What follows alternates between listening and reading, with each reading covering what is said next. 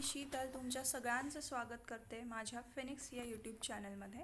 हा चॅनल सुरू करण्यामागचा हेतू होता नेट आणि सेट परीक्षांसंदर्भामध्ये विद्यार्थ्यांना मार्गदर्शन करणे।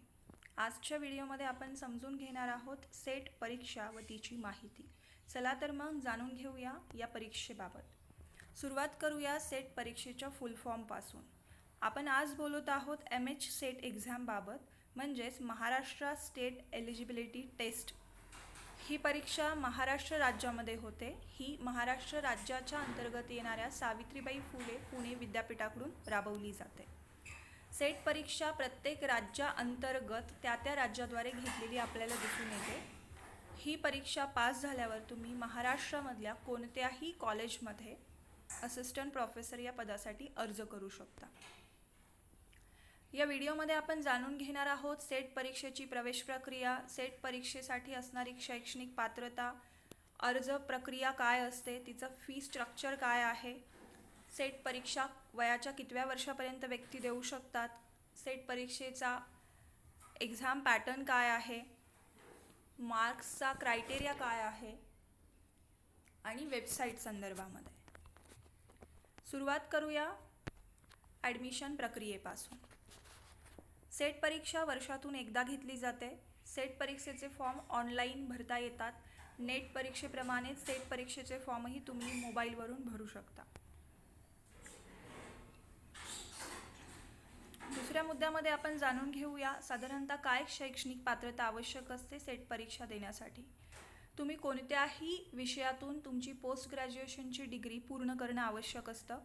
त्याच्यासाठी विशेष असे पर्सेंटेजचा क्रायटेरिया दिलेला आहे। जर तुम्ही खुल्या प्रवर्गातून येत असाल तर तुम्हाला 55% तुमच्या पोस्ट ग्रॅज्युएशनच्या दुसऱ्या वर्षामध्ये मिळवणं आवश्यक आहे। तुम्ही जर रिझर्व कॅटेगरीमधून येत असाल SC ST OBC PWD तर मात्र तुम्हाला 50% पर्यंत मार्क्स मिळवणे आवश्यक आहे। तुम्ही पोस्ट ग्रॅज्युएशनच्या पहिल्या अथवा दुसऱ्या वर्षामध्ये असतानाही सेट परीक्षा देऊ शकता, पण इथे पुन्हा तीच अट लागू होते जी नेट संदर्भामध्ये होते। तुम्ही जर फर्स्ट अटेम्प्टमध्ये सेट एक्झाम पास झाला आणि तुमची पोस्ट ग्रॅज्युएशनची डिग्री पूर्ण झालेली नसेल तर येत्या 2 वर्षामध्ये तुम्हाला ती पूर्ण करून घ्यावी लागते।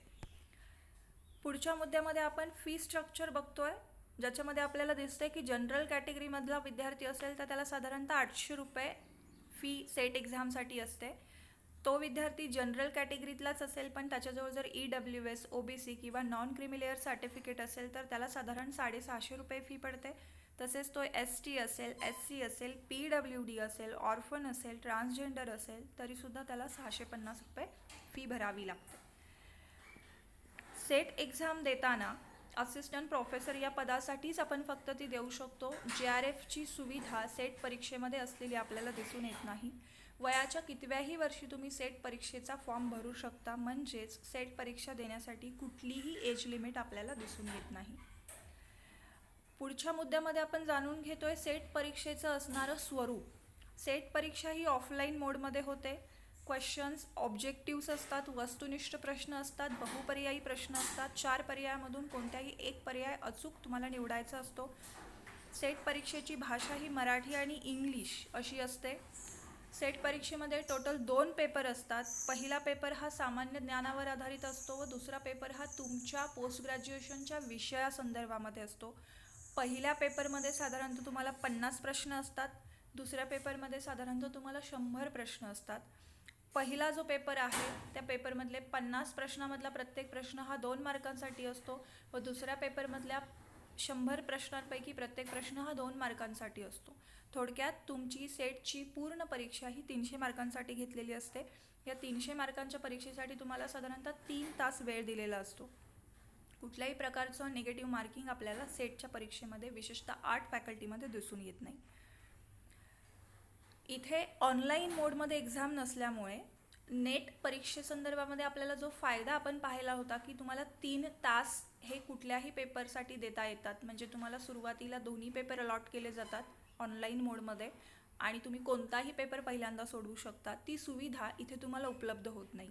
ऑफलाईन मोडमध्ये तुम्हाला पहिला पेपर सर्वात आधी दिला जातो, तो सोडवून झाल्यावर त्याचा 1 तासाचा वेळ पूर्ण झाल्यावर तो जमा केला जातो व एक साधारणतः मध्ये गॅप देऊन तुम्हाला पुन्हा दुसरा पेपर अलॉट केला जातो. म्हणजेच दुसऱ्या पेपरसाठी असणारा वेळ तुम्ही पहिल्या पेपरसाठी देऊ शकत नाही.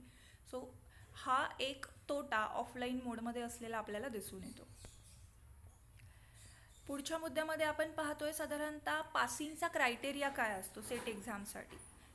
नेटप्रमाणेच सेटला सुद्धा जनरल कॅटेगरीमधून तुम्ही असाल तर दोन्ही पेपरमध्ये तुम्हाला साधारणतः 40% मार्क्स मिळवणं आवश्यक असतं. म्हणजेच पहिल्या पेपरमध्ये 100पैकी 40 व दुसऱ्या पेपरमध्ये 200पैकी 80 मार्क्स.